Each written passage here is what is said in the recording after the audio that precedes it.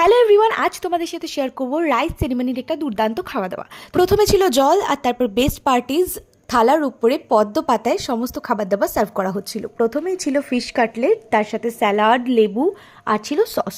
তো ফিশ কাটলেটটা আমার ওকে ওকে লেগেছে, খুব একটা ভালোও লাগেনি, খুব একটা খারাপও লাগেনি। তো তারপর সার্ভ করা হয়েছিল একদম গরম গরম মটরশুঁটির কচুরি, আর তার সাথে ছিল শাহি পানির, এটা কিন্তু বেশ ভালো হয়েছিল।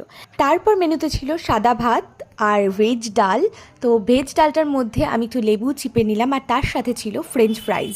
আমি কিন্তু একদমই ফিশ লাভার নই, বাট ভেটকি পাতুরিটা খেতে আমার ভীষণ ভালো লাগে, সেই জন্য যে কোনো অনুষ্ঠানে ভেটকি পাতুরিটা কিন্তু একদম জমিয়ে মজা করে খাই। তো আমি যেহেতু সর্ষের ফ্লেভারটা খুব একটা পছন্দ করি না, সেই জন্য আমার একটু ঝাল লেগেছে। আর আমি কাতলা মাছটা খাইনি, আমার বরের পাত থেকে তুলেছিলাম।